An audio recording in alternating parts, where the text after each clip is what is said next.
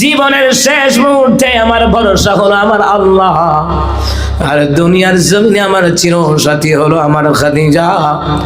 খাদিজাতুল কুবরাকে নবী আলাইহিস সালাতু ওয়াস সালাম কত ভালোবাসতেন। আম্মা জান খাদিজা তিনিও পয়গম্বর আরবীকে বড় ভালোবাসেন।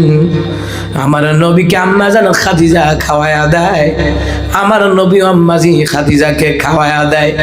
সেই ঘরে নবীর সুন্নতের আমল চলে রে, ওই ঘরটাকে জান্নাতের টুকরা বলা হয়। যেই ঘরে স্বামী স্ত্রী মিল থাকে ওই ঘরটা জান্নাতের টুকরা। মুসলমান ইমানদারেরা, দুনিয়ার জমিনে স্বামী স্ত্রী যখন হাসে, আল্লাহ তাআলা ও ফেরেশতাকে নিয়ে হাসে। প্রথম নাম্বার, দ্বিতীয় নাম্বার, দুনিয়াতে যারা মসজিদে মাদ্রাসায় দান করে এদের দিকে তাকায় আমার মাওলা হাসে। সুবহানাল্লাহ, জোরে কর। ভাই আমার, বাবার আমার, পয়গম্বর আরবী সাল্লাল্লাহু আলাইহি ওয়াসাল্লাম দাওয়াতি কাজ করেন। পয়গম্বর আরবী যখন দাওয়াতি কাজে বের হয়ে যায়, আম্মা জান খাদিজা পাহারা দিয়ে রাখে। এ মুসলমান, নবীর চাচা আবু তালেব দুনিয়ার জমিন ছেড়ে চলে যাওয়ার পরে রে কয়েকদিন পরে আম্মা জান খাদিজা অসুস্থ হয়ে যায়। কোন কিতাবে লেখে 4 থেকে 5 মাস পরে আম্মা জান খাদিজা অসুস্থ হয়ে যায়। আম্মা জান খাদিজা কান্দে রে। নবী বলেন, খাদিজা রে কেন কান্দেন রে খাদিজা? আম্মা জান খাদিজা রাদিয়াল্লাহু তাআলা আনহা তিনি বললেন, পয়গম্বর আমি কাঁদি, এতদিন মক্কা নগরীতে আপনারে পাহারা দিয়ে রাখতাম। পয়গম্বর গো, আমি মারা গেলে আপনারে কে পাহারা দিবে? এই জন্য আমি খাদিজা কান্দি।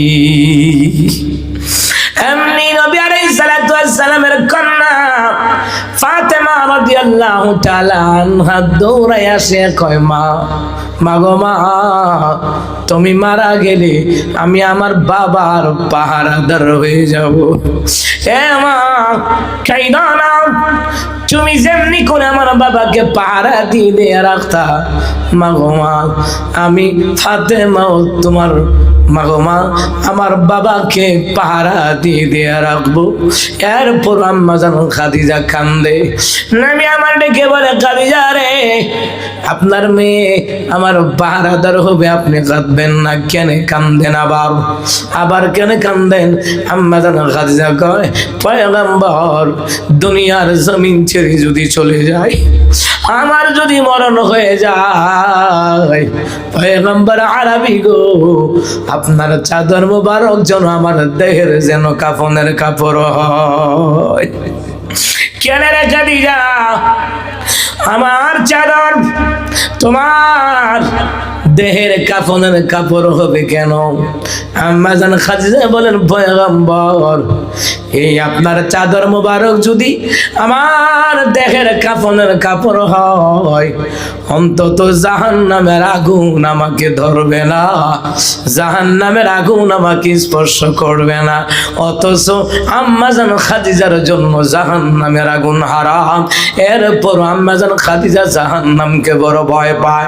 আম্মা জান খাদিজার জন্য আল্লাহ তাআলা বলেন, পয়গম্বর আপনার স্ত্রী খাদিজার জন্য আমি আল্লাহ তাআলা জান্নাতের ভিতরে আমি আল্লাহ ঘর বানায়া রাখলাম।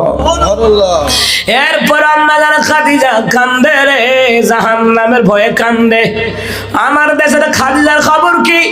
বেপরদায় চলে, রাত দিন টিকটক ভিডিও নিয়ে পড়ে থাকে। নামাজের খবর নাই, পর্দার খবর নাই, স্বামীর খেদমতের খবর নাই। কথা বলেন ঠিক কিনা? আমার দেশের খাদিজা, ও আমার মায়েরা, আপনার জিন্দেগির চরিত্রের মডেল কিন্তু পরিমণি নয়, অটু বিশ্বাস নয়। এরে মা, নায়িক নায়িকারা যারা পতিতাবৃত্তি করে এরা আপনাদের মডেল নয়। আপনাদের মডেল হলো আম্মা জান খাদিজার জিন্দেগির মডেল, আম্মা জান আয়েশার জিন্দেগির মডেল, ফাতেমা রাদিয়াল্লাহু তাআলা আনহার জিন্দেগির মডেল যদি হয়ে যায়, তাহলে তাদের সাথে আপনার হাসর নাসর হয়ে যাবে, ঠিক কিনা? আম্মা জান খাদিজা রাদিয়াল্লাহু তাআলা আনহা কান্দে, পয়গম্বর আপনার চাদর মোবারক যেন আমার দেহের কাফনের কাপড় হয়। নবী বললেন ঠিক আছে খাদিজা। এরপরও আম্মা জান খাদিজা কান্দে। তিনি রেখে বলে খাদিজা রে আবার কেন কান্দো রে খাদিজা? আম্মা জান খাদিজা বলেন এরে পয়গম্বর, ওগো আমার প্রাণের স্বামী যদি আমি দুনিয়ার জমিন ছেড়ে চলে যাই, পয়গম্বর গো কবরের মধ্যে যখন লাশটা রাখবেন আপনি নিজ হাতে আমার কবরে নামাইবেন। এ পয়গম্বর আপনি নিজ হাতে নামাইবেন, কোন পর পুরুষ যেন আমার গায়ে যেন হাত না লাগায়। পয়গম্বর গো আপনি নামাইবেন। আপনারা বলবেন হুজুর গো নবীকে একা পারবনি? বলে হা, বনি ইসরাইলের 400 যুবকের শক্তি আল্লাহ পাক তার হাবিবুল্লাহর সিনার মধ্যে দিয়েছে। আরো জোরে কন্যা সুবহানাল্লাহ। আর বনি ইসরাইলের পয়গম্বরদের মধ্যে 40 জন পয়গম্বরের শক্তি আমার হাবিবুল্লাহর শরীরে একা দিয়ে দিয়েছেন কে? ভাইরা আমার ভালো করে কান লাগালে মুসলমান ইমানদারেরা, নবী বললেন ঠিক আছে খাদিজা। এরপরে আম্মা জান খাদিজা কান্দে রে। তিনি বলে খাদিজা রে আবার কেন কান্দেন? কই পয়গম্বর গো কবরের মধ্যে আমার একা রাখিয়া কিন্তু আপনি যাবেন না। হে পয়গম্বর কবরে আপনি একা রাখিয়া যাবেন না, কারণ হলো গো পয়গম্বর ওই কবরের ভিতরে মুনকার নাকির ফেরেশতা সওয়াল করবে, আমি কেমনে জবাব দিব? পয়গম্বর কবর বড় ভয় লাগে। পয়গম্বর গো আপনি নিজেই তো বললেন কবর হলো অন্ধকারময় কবর, কবর হলো মঞ্জিল সমূহের প্রথম মঞ্জিল। এই কবরে যারা ছাড় পাবে বাকি মঞ্জিল গুলা তার জন্য সহজ হয়ে যাবে। তাফসীর নূরুস সদর কিতাবের ভিতরে এই ঘটনাটা লেখা আছে। হে মুসলমান ইমানদারেরা, আম্মা জান খাদিজা কয় পয়গম্বর কবরের বড় ভয় পায়, এই কবরে মুনকার নাকির সওয়াল জবাব দিতে পারবো না। নবী গো দাফন করার পরে আপনি কিন্তু আমি খাদিজার কবরে রাইখা যায়েন না। ভাইরা আমার, বাবারা আমার, এ মুসলমান ইমানদারেরা, নবী আলাইহিস সালাতু ওয়াস সালাম বললেন ঠিক আছে খাদিজা তোমার আবদার গুনি আমি মনে প্রাণে রাখবো রে খাদিজা। খাদিজা রে মক্কা নগরীতে আমার মা নাই, বাবা নাই, আমার দাদাও নাই, চাচাও নাই, তুমি খাদিজা আমার পাহারা দিয়ে দিয়ে রাখতে রে খাদিজা। খাদিজা রে তুমি জীবনের শেষ মুহূর্ত এই আবদার গুলি করলা রে খাদিজা, এই আবদার গুলি আমি রক্ষা করবো রে মুসলমান। ও আমার গাজীপুরের মুসলমান, পাচুয়ার মুসলমান, কিতাবের ভিতরে লিখে স্বামী যদি দোয়া করে স্ত্রীর জন্য কবুল হয়, আবার স্ত্রী যদি স্বামীর জন্য দোয়া করে ওই দোয়া পর্যন্ত কবুল হয়ে যায়। সুবহানাল্লাহ বলবেন না? ভাইরা আমার, বাবারা আমার, এই মুসলমান ইমানদারেরা, পয়গম্বর আরবীর চোখের সামনে আম্মা জান খাদিজা দুনিয়ার জমিন ছেড়ে বিদায় হয়ে যায়। আম্মা জান খাদিজা দুনিয়ার জমিন ছেড়ে বিদায় হয়ে যায়। নবী আমার চাদর মোবারক দিয়া লাশটাকে কাফনের কাপড় পরালেন, নিজ হাতে কবরে রাখলেন। মুসলমান ইমানদারেরা নিজ হাতে কবরে রাখিয়া দাফন কার্য কমপ্লিট করলেন। দাফন কার্য কমপ্লিট করার পরে মুসলমান ইমানদারেরা নবী আমার কান্দে রে, ফাতেমাও কান্দে, আবু বকর, ওমর, আলী, ওসমান তারাও কান্দে রে। মুসলমান ইমানদারেরা, মুসলমান আমরা আপনি যখন দুনিয়ার জমিন ছেড়ে চলে যাব, সাদা কাফন পরাইয়া কবর দেশে নিয়ে যাওয়া হবে, ঠিক কিনা? সাদা কাফন আমার আপন কবে লেগে যা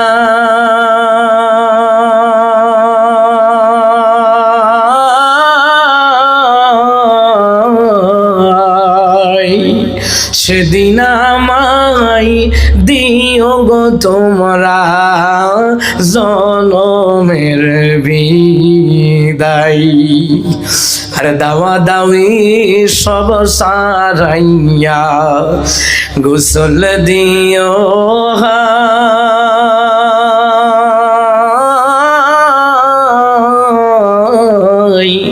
আতর গোলাপ দিও গো তোমরা সুরমা দিও গায়ে সাদা কাফন আমার আপন কবে লেগে যায়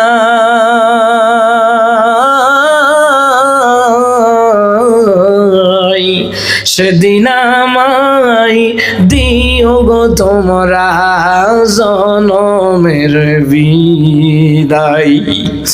এ মুসলমান আম্মা জান খাদিজা কি দাফন করিয়া পয়গম্বর আরবি জায়না নবীর সাহাবীরা কই পয়গম্বর গো চলেন। নবী বললেন না, আমার খাদিজা বলছে রে এই খবর রে বড় ভয় পায়, এই কবরের মুনকার নাকির ফেরেশতার সওয়াল জবাব দিতে ভয় পায়, আমি যাব না। সাহাবীরা তোমরা যাও, আমাকে কিছুক্ষণের জন্য একা আমার প্রিয়তমা স্ত্রী খাদিজার খবরের কিনারায় একটু থাকতে দাও। সাহাবীরা কান্দে, নবীও কান্দে, ওই দিকার আজিমের ফেরেশতারা কান্দে, আসমান কান্দে, জমিন কান্দে। নবীর চোখের পানি রে আমার মাওলা সহ্য করে না। আমার আল্লাহ ডাক দিয়ে বলে, জিবরাইল রে, এই জিবরাইল যা আমার হাবিবুল্লাহর কাছে যা, আমার সালাম বলে দে।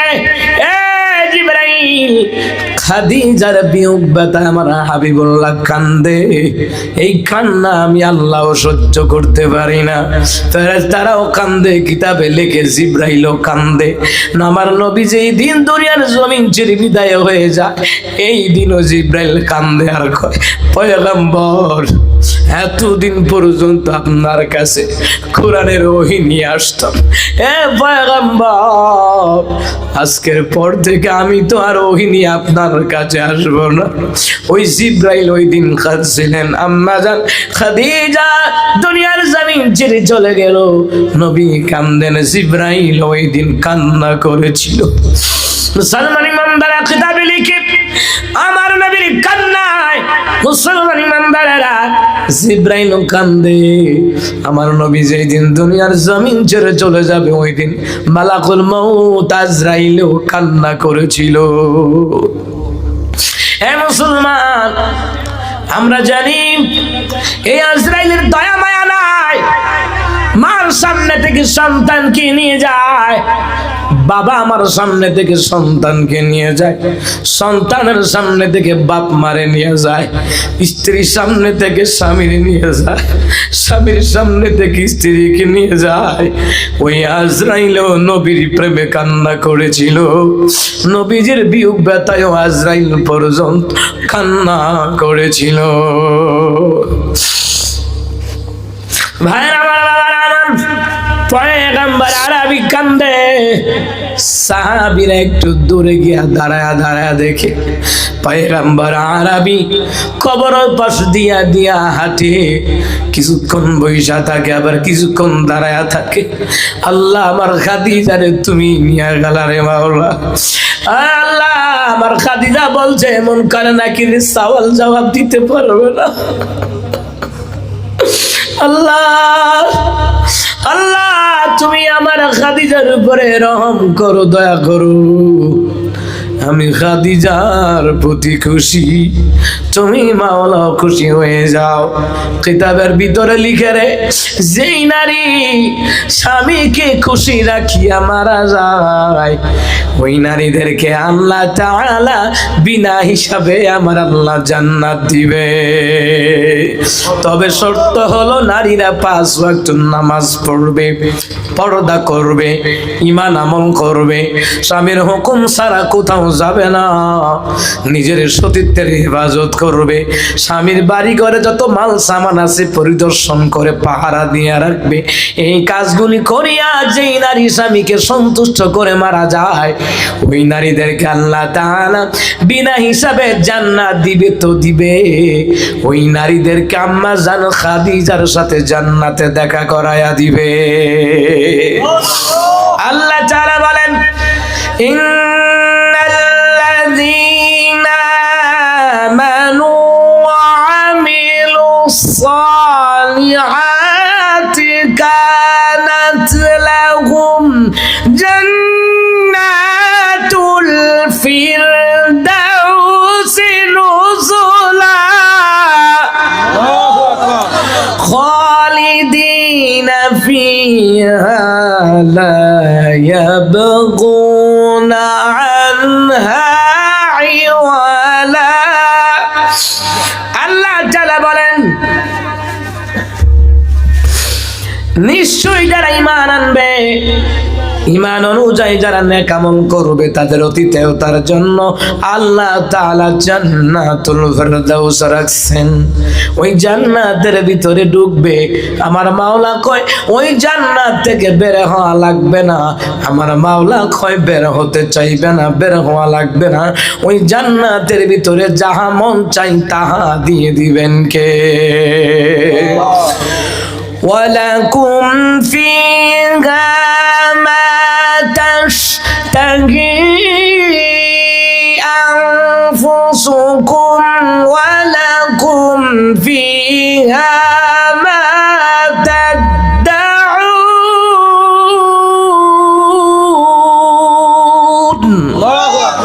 ওই জান্নাতের ভিতরে যাহা চাই আমি আল্লাহ তাহা দিয়ে দেব। ওই জান্নাতের ভিতরে যেইটা দাবি করবে আমি আল্লাহ তাআলা ওইটাও আমি আল্লাহ দিয়ে দেব। ওদের দাবি পূরণ করব। ওরা যা চাইবে তাহা দিয়ে দিবেন একজন, তিনি কে? ভাই আমার, বাবারা আমার, নবী আলাইহিস সালাতু ওয়াস সালাম কান্দে। জিবরাইল আসলেন, আসিয়া কানের গড়াই মুখ লাগায়া সালাম দেয়ার কয়, পয়গম্বর কাঁদবেন না। পয়গম্বর গো, খাদিজাতুল কুবরার কবরে আপনি কেন অপেক্ষা করছেন? দিনের নবী কয়, জিবরাইল রে, আমার খাদিজা ইন্তেকালের আগে বলে গেছে এই কবরে বড় ভয় পায়। আরেকটা বড় ভয় হলো মুনকার নাকির ফেরেশতা যদি সওয়াল জবাব করে আমার খাদিজা প্রশ্নের জবাব দিতে পারবে না, ও নাকি ভয় পায়। এই জন্য আমি রাসূলুল্লাহ আমার খাদিজার কবর কিনারায় বসে বসে অপেক্ষা করি। জিবরাইল ডেকে বলে, ইয়া রাসূলুল্লাহ, ইয়া হাবিবাল্লাহ, আর অপেক্ষা করতে হবে না। এরে পয়গম্বর, খাদিজার পক্ষ থেকে মুনকার নাকির ফেরেশতার সওয়াল জবাব আল্লাহ তাআলা খাদিজার পক্ষ থেকে আমার আল্লাহ নিজেই দিয়ে দিয়েছে। আর জোরে কোন সুবহানাল্লাহ। হে পয়গম্বর, নবী আমার তবু কান্দে। জিবরাইল এসে সান্ত্বনা দিলেন, আল্লাহ পাক সান্ত্বনা দিলেন। পয়গম্বর আরবি চলে গেলেন। মুসলমান ইমানদারেরা, নবী আমার একা, বাপ নাই, মা নাই, দাদা নাই, বাবা নাই, চাচা নাই, স্ত্রী খাদিজা নাই, যেই খাদিজা পাহারা দিয়ে রাখতো। এখন মক্কার কাফেররা রাসূলুল্লাহর পিছনে লাগছে। এই সুযোগে মুহাম্মদের দুনিয়ার জমিন থেকে বিদায় করে দাও। সুযোগ এখন, এই সুযোগে দাওয়াত দিয়ে আইনা মাইরা লাও, দাওয়াত দিয়ে আইনা মাইরা লাও। কয়েকজন কাফের বিমান আসছে, আবু জাহল সহ। আশাকে মুহাম্মদ, আপনার একটা দাওয়াত আছে স্পেশাল, চলেন আমার সাথে চলেন। সাহাবীরা কয়, না, আমার রাসূলকে একা যাইতে দিব না। সুবহানাল্লাহ বলবেন না?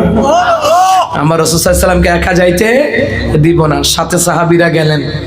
যাওয়ার পরও আবার আলাদা করছে, মুহাম্মদ আসেন, কামরার ভিতরে কথা বলবো। সাহাবীরা ওই জায়গায় দাঁড়িয়ে আছে, তবু অপেক্ষা করতেছে। এইদিকে জিবরাইল হাজির। এর পয়গম্বর আরবি, ওরা আপনাকে দাওয়াত দেওয়ার জন্য আপনাকে তারা এই জায়গায় আনে নাই আপনাকে মারার জন্য আনছে গো পয়গম্বর। আপনি চলে যান এই জায়গা থেকে, এখনই চলে যান। আপনি এখানে বসে কথা বলবেন আর কাফের বেঈমানরা ষড়যন্ত্র করে একটা লোক সেটিং দিয়ে রাখছে। আপনি যখন কথা বলবেন দোতলার উপর থেকে পাথর ছেড়ে দিয়ে আপনাকে মেরে ফেলবে। আল্লাহ বলেছে এই মুহূর্তে জায়গা ত্যাগ করার জন্য। সাথে সাথে নবী জায়গা ত্যাগ করলেন। খেয়াল করেন, নবী চলে গেলেন। আল্লাহ তাআলা বললেন, জিবরাইল রে, আমার হাবিবুল্লাহকে আর দুনিয়ায় রাখবো না। আমার হাবিবুল্লাহকে মারার জন্য ষড়যন্ত্র করে আমার নবীর অন্তরে মা হারা বাপ হারা যন্ত্রণা ভিতরে আছে। দাদা নাই, চাচা নাই, ভিতরে যন্ত্রণা। সাথে সাথে আবার খাদিজুল কুবরা দুনিয়ার জমিন ছেড়ে বিদায় হয়ে গেল। নবীর অন্তরটা ভেঙে গেছে গা। নবীর ভাঙা অন্তরটাকে জোড়া লাগাবার জন্য, সান্ত্বনা দেওয়ার জন্য, আমি আল্লাহর অসংখ্য নিদর্শন দেখাবার জন্য, জান্নাত জাহান্নাম দেখাবার জন্য, নবীর প্রমোশন বাড়ায় দেওয়ার জন্য জিবরাইল আজকে রাতের মধ্যে আমার হাবিবুল্লাহকে আমার দরবারে নিয়ে আয়। সুবহানাল্লাহ বলেন। আরে জিবরাইল যা, জান্নাতুল ফিরদাউসের ভিতরে একটা বুরাক রাখা আছে রে জিবরাইল যা, ওই বুরাকটারে নিয়ে যাইবি মক্কা মুআজ্জামায়। 2 নম্বর জান্নাতের পোশাক নিয়ে যাইবে রে জিবরাইল যা। জিবরাইল মুহূর্তে হাজির। জিবরাইলের সাথে হলো ইসরাফিল মিকাইল আলাইহিস সালাম। ওইদিকে 70,000 নূরের ফেরেশতা সবুজ পতাকাবাহী নিশান লইয়া মক্কা মুআজ্জামায় হাজির। আমার নবীকে স্বাগত জানায়া জানায়া নিবে। যেমন আমার দেশে রাজনৈতিক নেতা হোক আর মাহফিলের প্রধান বক্তা প্রধান অতিথি হোক, সবাই দলে দলে মিছিল দিয়া স্টেজে নিয়ে যায়। কথা কোন ঠিক কিনা?